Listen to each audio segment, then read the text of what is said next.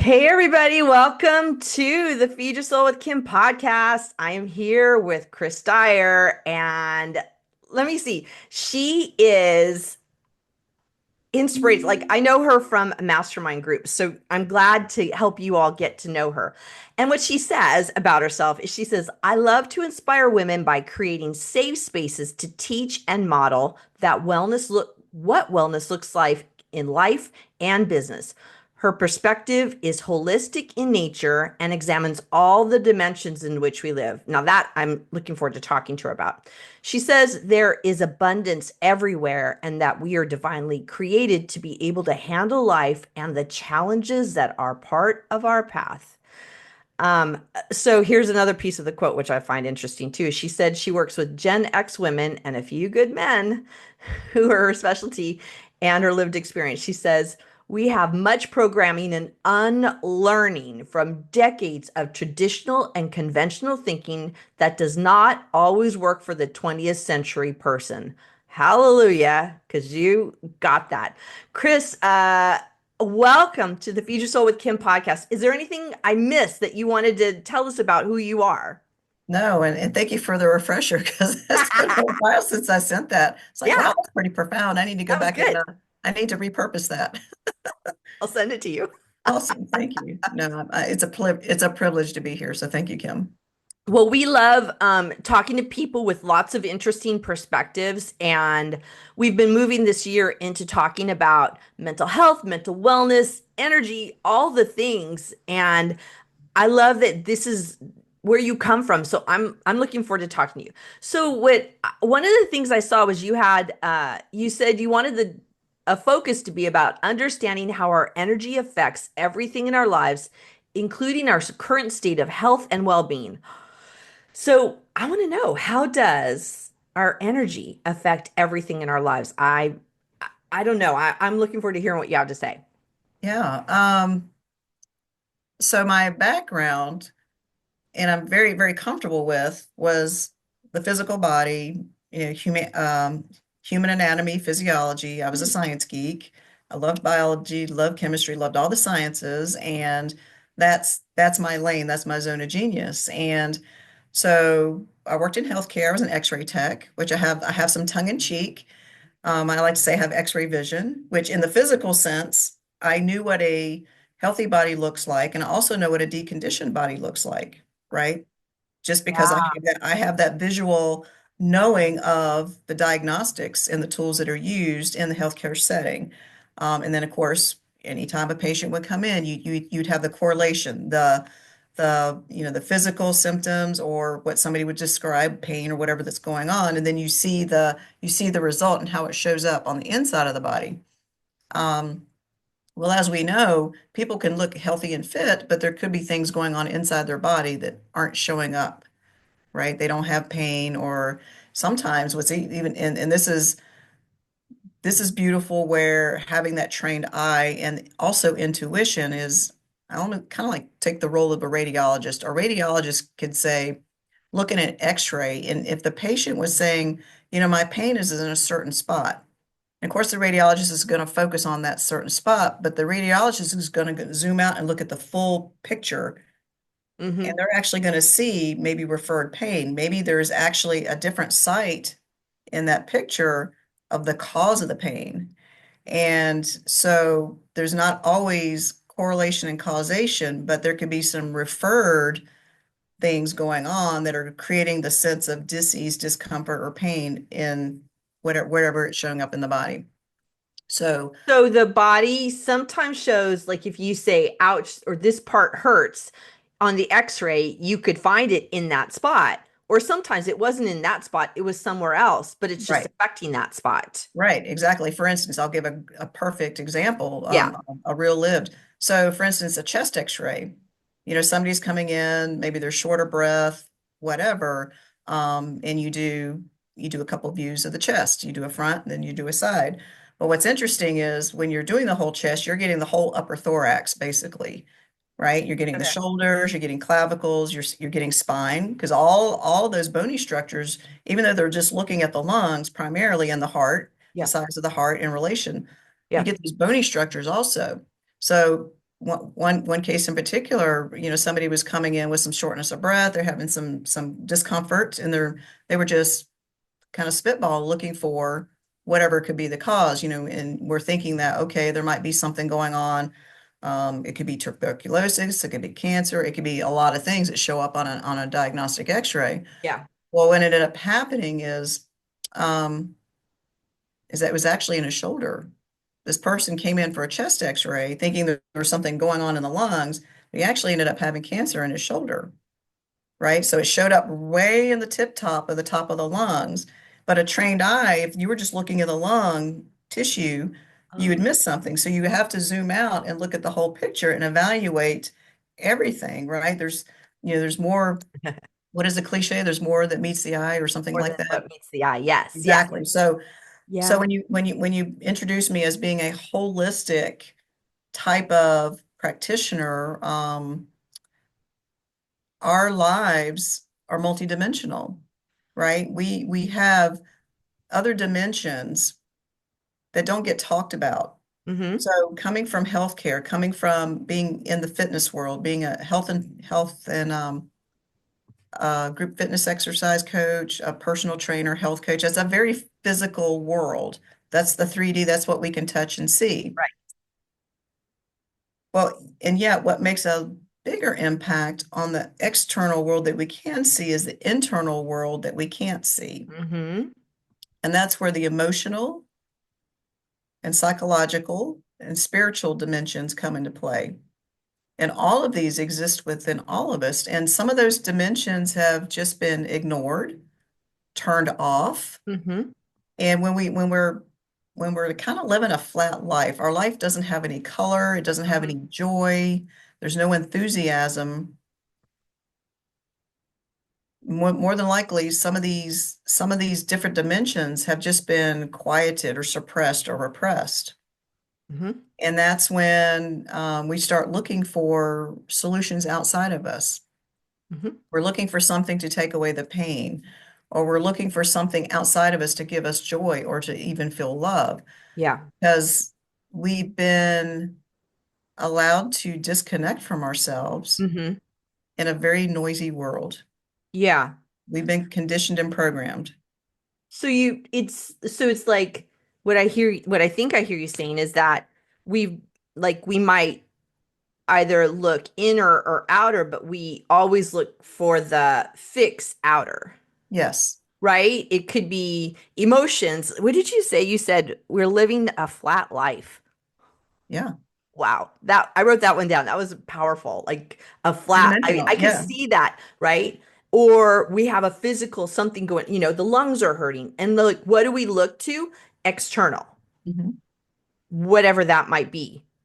Whatever that might be, we look outside to fix Mhm. it. We do whatever, other people, we take chemicals, whatever those might be, Right. drinks or smokes or whatever the thing is to fix it.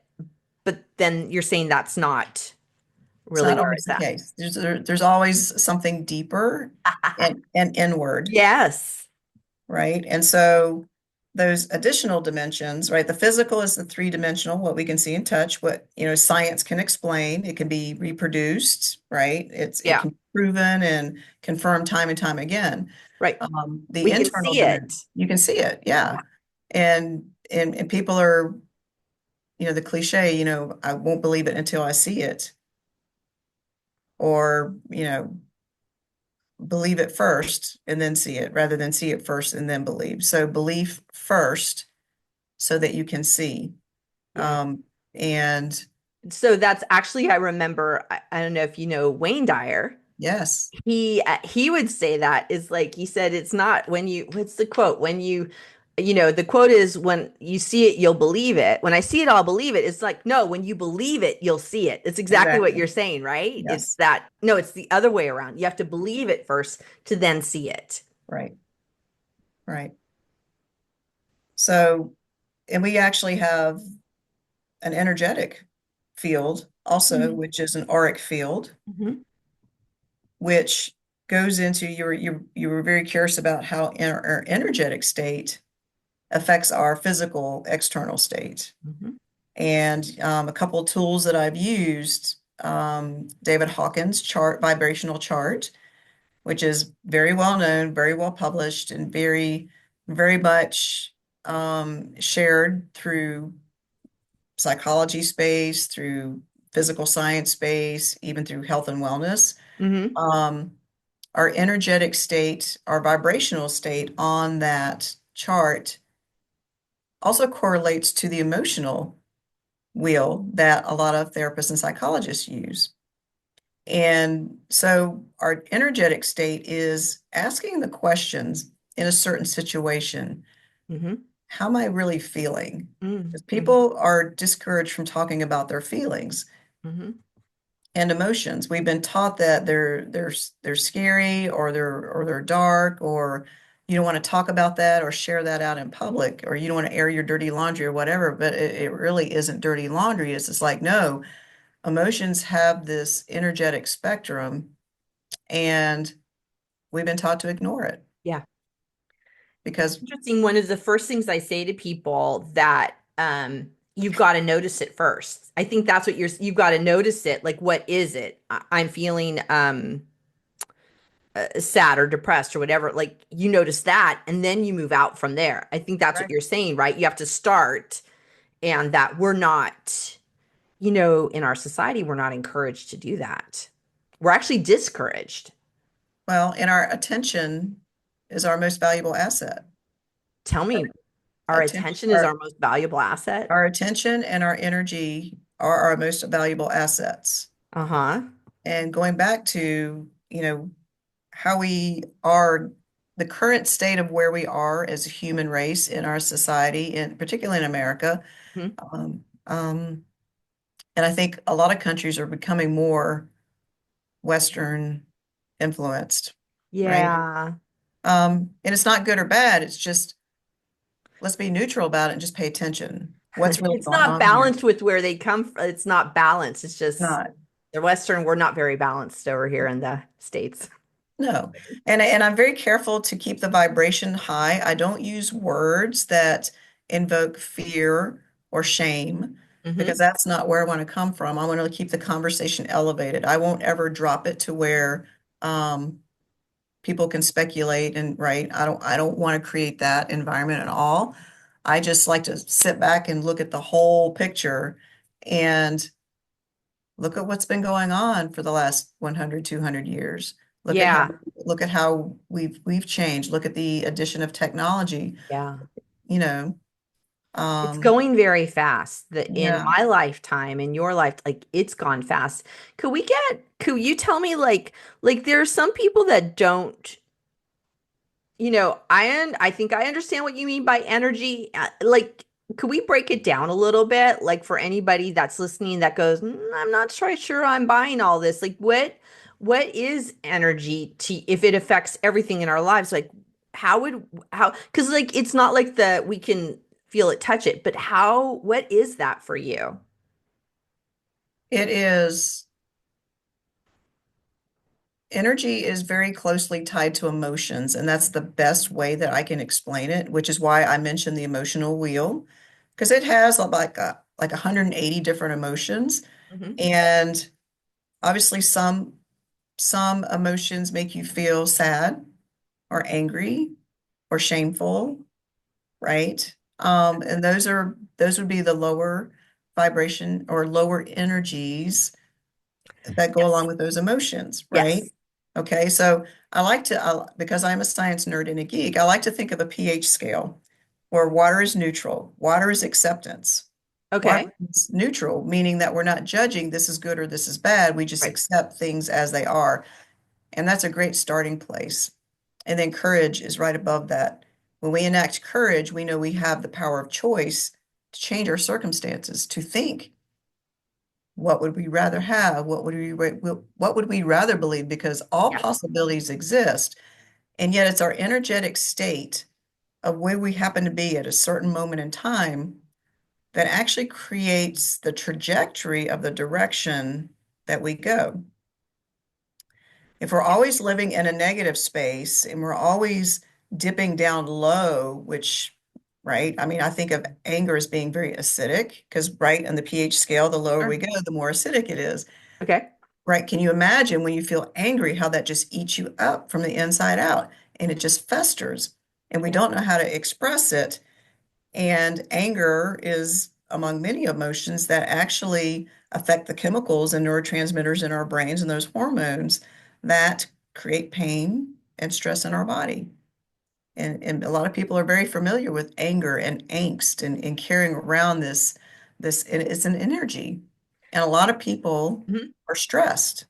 And a lot of angst and anxiety is kind of sitting right there with that anger and frustration and depression and discouragement. It's like, how can we lift people out of that state?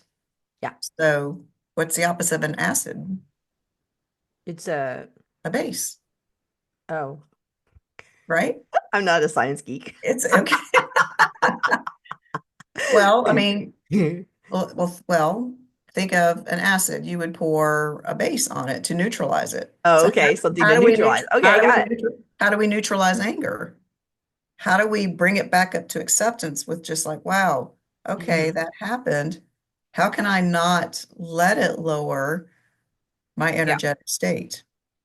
So I think this is fascinating, and I have studied this myself because it's so interesting. And coming from the world of psychology that I do and therapy that I do, it's like we we don't, and I think you've said the same. It's like none of them are good or bad. It's just how's that feel? How's that working for you, right? How does that feel? Like I liked your idea of being at the level, the water level is acceptance. And below, I loved how you opened it up. And like below that level is where the turmoil, right? If you're in underwater, right? The turmoil, all the things are moving around and like where's it coming from? And like how does that feel in your body? How is it feeling for you? Is energy, Hmm. right? And how Yes. it's like, and sometimes it's like, I just know something's off. I just know something doesn't feel right in my Mhm. body, in my mind, in my emotions, in the energy. I don't know what to tell you. And it's like that becomes the time then to look in at what is going on energetically, is what I think you're saying. And if you're below that waterline, literally, like, probably time to do something about it. Even Right. to acknowledge, like, I'm Mhm. below the waterline. I'm Mhm. below that line of acceptance, right? And what's churning underneath is a really valuable thing to do and explore because then we can have some answers. Yeah. We can then figure out what do we physically do? That's kind of our Western ideas like, well, what do I do? Well, Mhm. first we gotta figure out what's going on Right. because we might shoot in the wrong. It's just like you said when it's like my lungs were hurting, but it ends up being up in their shoulders. Like, well, but if we did something down here in the lungs, when it's up here, like up in the shoulder part, like you're not going to affect a change. Right. Same thing. Mhm. Um, so so you could live below that line. Like, so what do you do to move up that scale then? How do you move up like to that water line and what's above that? Fresh air, oxygen. Different energies, Yeah. Yeah. different energies. It's courage, Mm, right? It's willingness to change. mm, I don't actually have, the chart in front of me, hmm but I think the goal for everyone is to return to peace and joy and love, hmm right? hmm And so when we were talking about how do you neutralize an acid, like neutralize anger, well, you pour love on it. Oh, I see. The Yeah. neutralizer. You neutralize it, yes. Oh, Compassion, empathy, kindness, right. right? These are all the soft, fluffy Oh, emotions yeah. that nobody loves to talk about because they don't think they're important.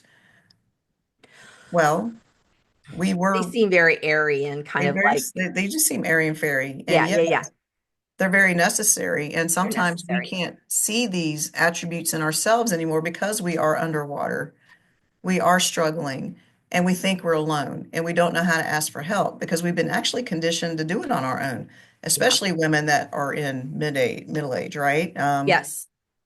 I think we've that's what you're been talking about moving into the 21st century, being the 21st century person is like the pull them up by the bootstrap thing is not acceptable. It's never did work. Back in the day, they actually had a community, right? We moved away from the in the industrial age, we moved away from the community, but back further, there right. was a community that helped out. So you really weren't pulling yourself up by you had the community helping pulling you up. Mhm. But we've gone to such an isolationism, individuation. I hope I'm Yes. using the right term.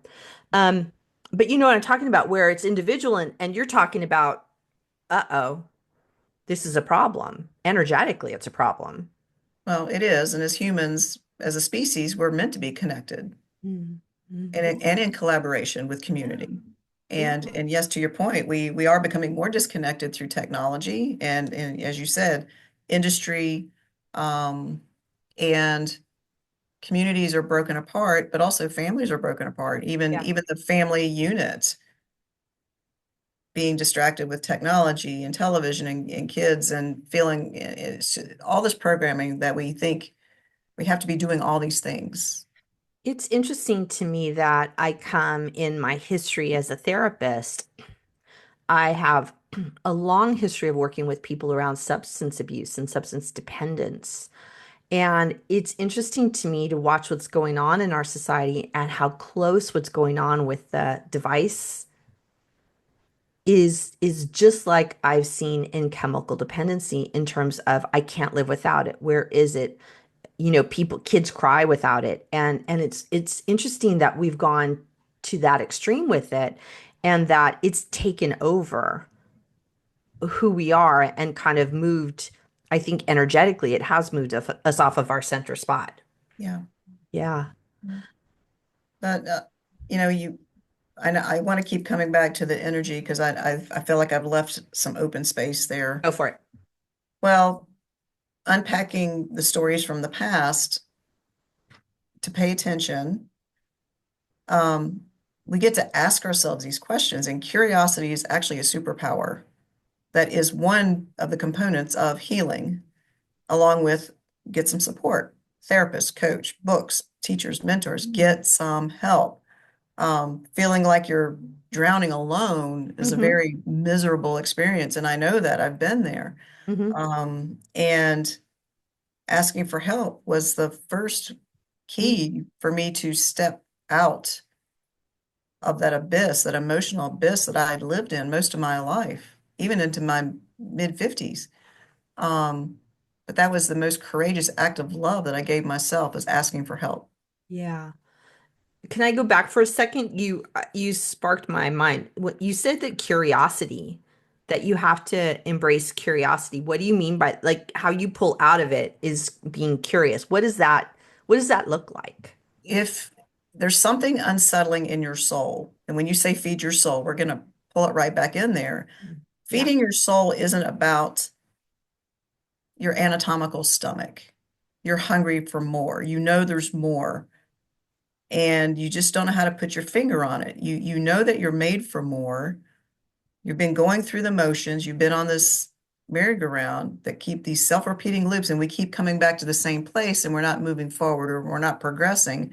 And our souls are meant for expansion, Mm-hmm. right? Our soul is not our stomach. Our soul is, it could be the heart cavity. It could be actually right below, the solar plexus. It depends on where your understanding of different cultures and how they explain the different energy centers in the body. But our soul is absolutely somewhere in the thoracic cavity, and that's where our heart space is. And people have that light has dimmed or has been turned off completely. And yet we know there's more. And Mm-hmm. so wherever there's a question, there's always an answer. And the answer is always inside the individual. And so we ask for help is like, can you please help me turn the light on? Can you please help me shift my perspective or see something outside of me or give me a tool, something that can help me relate back to myself, to pull that attention back onto me so I can start doing the healing work and releasing all the things that maybe we've been carrying around too long that are causing us pain, Right. discomfort, stress, struggle, anxiety. And a lot of times we're carrying things that we don't need to carry anymore. Maybe they helped us in the past, they were temporary. We didn't learn how to release them. But also, what I have found is I was actually carrying things that weren't mine to begin with. Oh, yeah.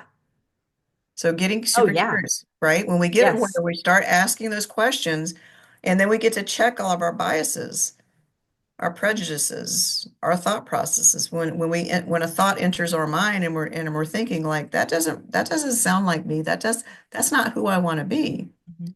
right? It's like ultimately the question is who do I want to be? And if it isn't you at your core, then get curious. It's like, where did that come from? Who influenced me to think or act or behave a certain way? And then go back to that. So when we talk about energetic state, when something happened, what was I feeling at that moment? Like we get triggered. Triggers are actually teachers. Mm-hmm. You're there to remind us, like, oh, there's something unresolved that I didn't reconcile or I Yeah. didn't clear. Mm-hmm. And, you know, our human bodies are like antenna. We're walking around on this rock and we're collecting all this data, all this information, and then we judge ourselves. And that's what causes the suppression, repression, oppression of our soul's expansion. Mm-hmm. And it takes being a scientist with a curious mind to start Yeah. looking at the pieces of data. Like all the puzzle pieces are turned over. It's time to start turning over those puzzle pieces and understanding how they interlock beautifully. And things have happened in our past, and people have come into our lives that left us questions like, what was this about? Right. And yet they were our greatest teachers to teach us how to adjust and learn and move through life with ease and grace. Yeah. So we understand all those things have happened for us.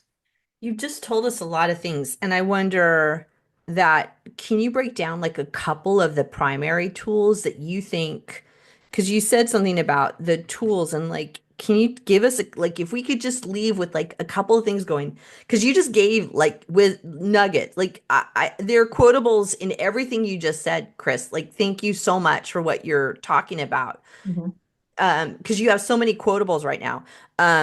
So what are a couple primary tools? Like if somebody could, I was like the doable, like when you leave today, do one, two. So we can just kind of go a couple of things. What might be a couple of tools that you think are super primary that our audience could take away today, could think about? Um, Curiosity for number one. I thought so. Ask Okay. ask great questions. So be curious and ask great questions. And I think when you say that, so you went a lot into the curiosity, and I think in the questions, that was asking questions of yourself. Yes. What's going on? What is this thing? What does this mean for me? Going inside, Mhm. right? And so being curious and ask great questions. Yeah. And it's free And it's and it's free. available to everyone, right? Yeah. We are so oversold and marketed to, exploited so heavily. And another good one is follow the money, Whoa. Yes. right? Who is benefiting? I'm writing these down. I love them. Follow the money. No, Follow the it's a good money. I would agree on that one too. Yeah. I mean, who's really benefiting by Who being, benefits from this thing? Yeah, yeah, yeah. I very mean, good. so Yeah. there's a great book. And if I may, I don't know if you know, I've talked about this. This is Your Mind on Plants. I don't know that one. Michael Pollan. Oh, Michael Pollan, yes. So when we study more and get curious, and I don't mean studying one subject, but get diverse, get Yeah. curious about all different types of education, even economics. Even if you come from a health and wellness background or a teaching background, philosophers, economics, history, right? Cultures, like get a well-rounded education because we've niched down so much and just have focused in one lane, but yet we have all this knowledge and education. And so get curious and follow that energy. Like if something's piquing your interest, Your soul's telling you, go check that out. There's something out there for you to learn, and don't be ashamed of it because every person we connect with, we learn something about them. We also learn something about ourselves that we forgot. Okay. The power of connection. Yes. Um, Being connected to other like dead philosophers, dead teachers, people in books, right? Read a flippin' book. Read the people that over They've been history here other people before. have read and go, dang, this Exactly. is big because it probably is something good in there for you to listen to. Yeah, read the old stuff. Yeah. Well, Yeah. it's interesting because it's like, I mean, I know I'm repeating the wheel here, but I mean the coaching industry has just really gone off like gangbusters, wildfire. And I was starting to follow some coaches, and I'm thinking they're all kind of saying the same thing. Mhm. Why is that? I want to go to their teachers, right? Where did And they that, get that information from? Yes. right? Because it's all borrowed. I mean, I couldn't tell you anything different than you probably haven't heard 1,000 times. What makes it unique and different is how we teach it Yes. and how we make it relatable from our experiences and our Yeah. stories, right? And, Mhm. part of well, being curious, Mhm. studying old philosophers from Mhm. multiple different um, cultures, Greek philosophers, right? The good Mhm. old Socrates and Plato, Mhm. Hippocrates, right? First, do no harm. Mhm. And, Mhm. then other doctrines, Taoism, Buddhism, right? All these different cultures of spirituality, they all say a very similar thing. True. How can we all be wrong?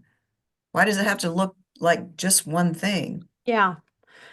There's a lot of wisdom in all of that.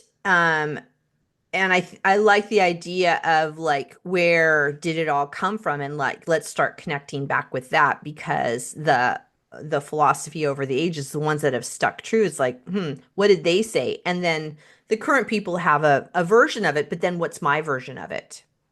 Right? Right. Then how do I enter and what's my voice Mhm. within whatever's going on? And how do I work with this? So you told me that you have an acronym that you use to teach how simple our health and wellness can be. What is that? I'm super curious. Oh, What yeah. is Well, that?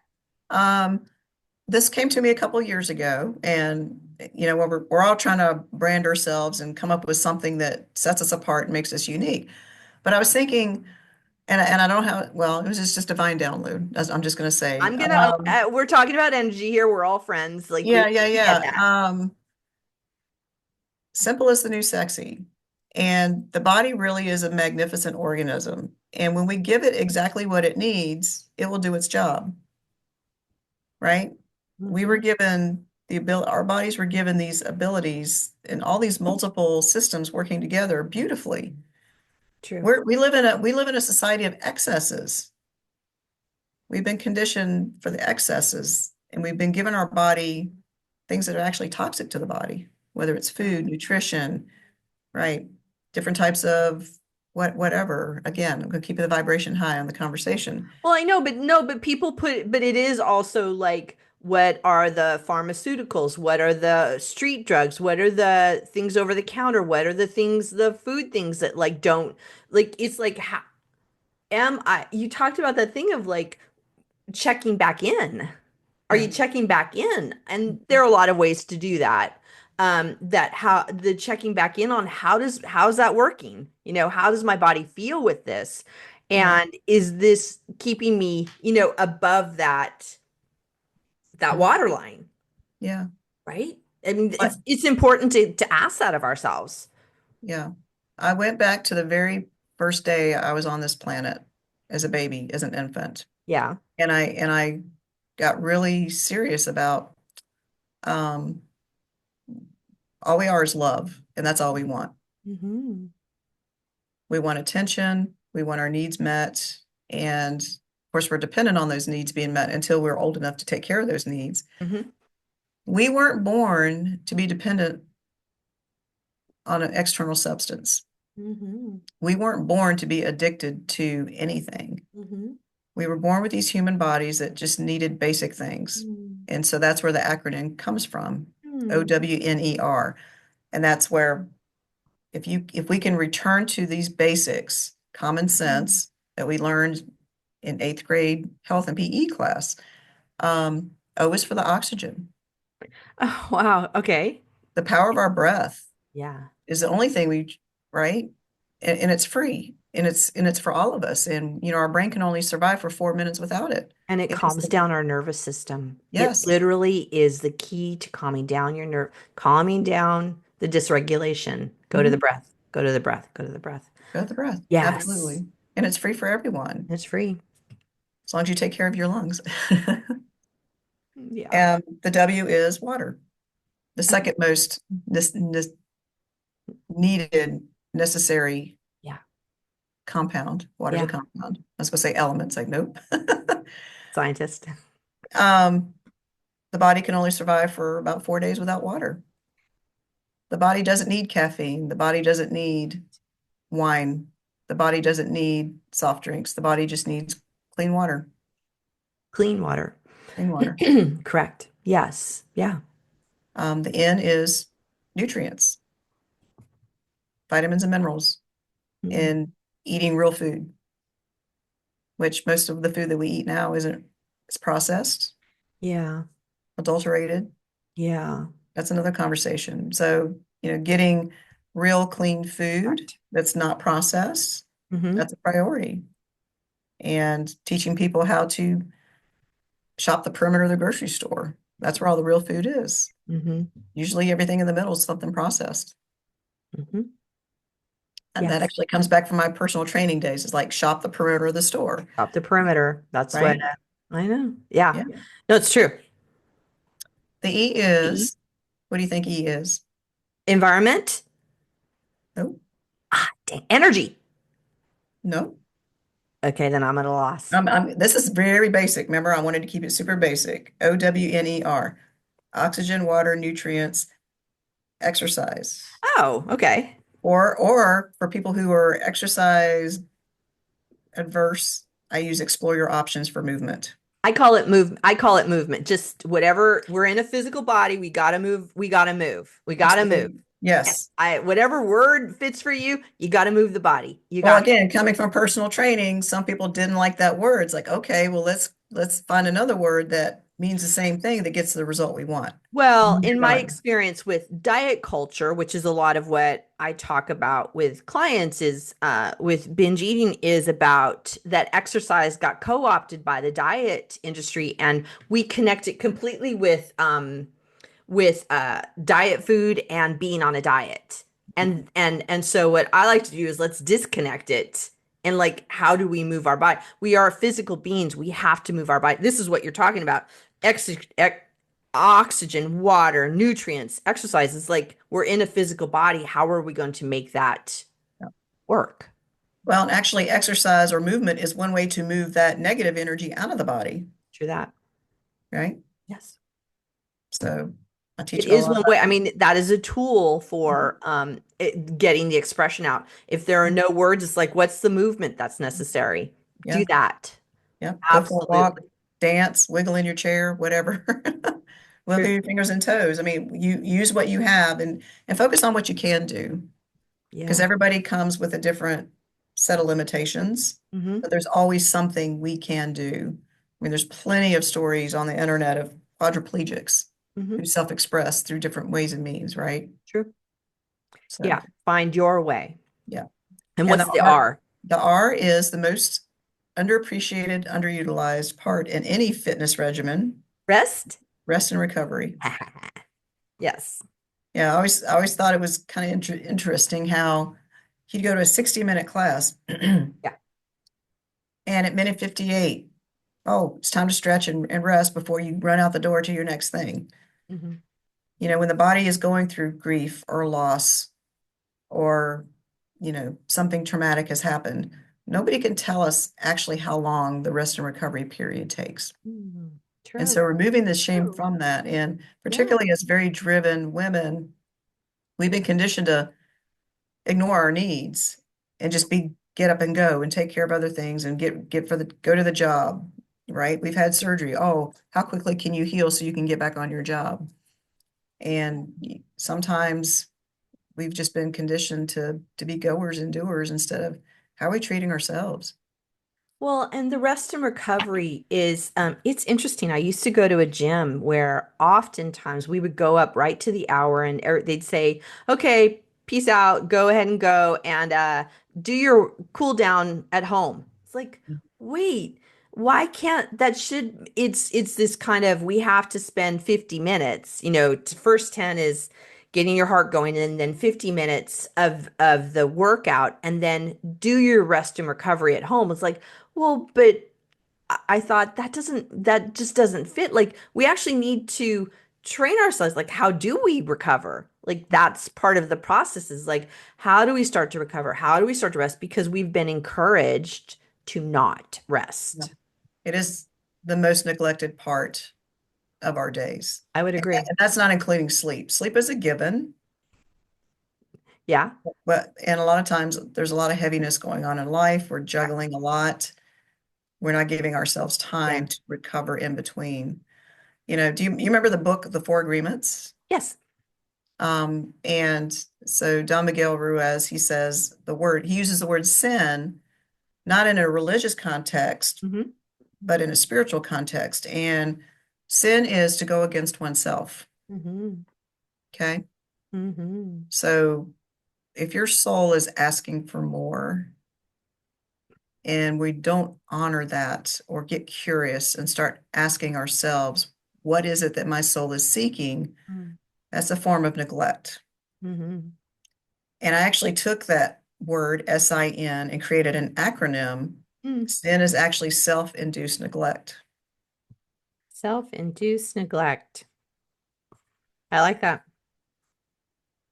I like that a lot. I really love your owner oxygen, water, nutrients, exercise, rest, and recovery. I like that because it's really simple and it's like, am I doing any of I need to do those today. How am I doing that? Like, I mean, you could walk through that list literally every day and go, Have I done something in each of these categories?" And then if you at least did that, your day Mhm. would be a lot better. A Right. lot better. So I want to know what I ask everybody at the end of our podcast is how do you feed your soul? What do you do, Chris? I have a stellar morning ritual, Ooh, okay. um, and I improvise it as needed because Uh-huh. it's not about perfection. It's about consistency, more days than not, even on the weekend. Mm-hmm. Um, I like to get up early. I'm an early girl because that is the quietest time in the house. Nobody's asking me for anything. Okay. Yes. And that's when I read. Mm-hmm. Again, I'm a reader. I read lots of different types of educational materials. I'm not big on fiction. I'm in growth mode. And I'm like a sponge, just absorbing all of this great stuff that's helping me align with my bigger purpose. Yes. Um, and so I do a whole lot of reading and it's study.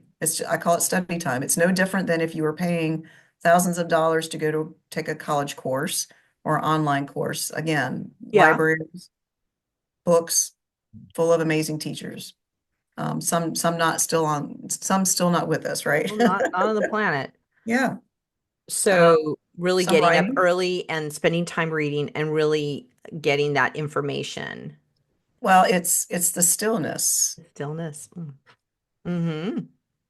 allowing myself to sit still in my thoughts. If my eyes wander off the page and I get a thought or I could get a correlation with a story from my past that I can weave it into. Um, I read a lot of times with the intention that I know I'm going to teach it to someone else later. Yeah. So when I can integrate and implement a concept from another teacher mentor into my own story that's relatable and relevant, then I can Yeah. teach it. So I read and educate with the intent to teach others. And you get the benefit of it too. Like I have to Yeah, when I read it, and I plan to use it, like I have to integrate it in for myself so I can understand it so then I can articulate it out. exactly. So Exactly. it's like a double benefit. Mhm, Yeah. for sure. But my husband went through a valley of PTSD a couple years ago, Mm-hmm. and I found a book when I was actually going to Greece that summer, and I wanted to go get a book on Greek mythology because I loved all the gods and goddesses and all the Yeah. stories, right? All the Uh-huh. just and I found a book called How to Think Like a Roman Emperor, which is Wow. very masculine, right? I mean, just the essence of the book's like, okay, because I needed to meet him where he was.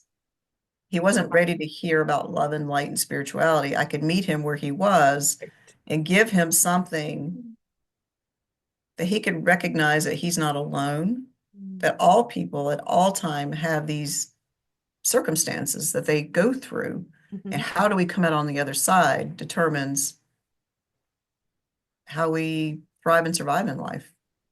And so I found that book, and it's Marcus Aurelius, right? I mean, he was right there in the Stoic philosophy era.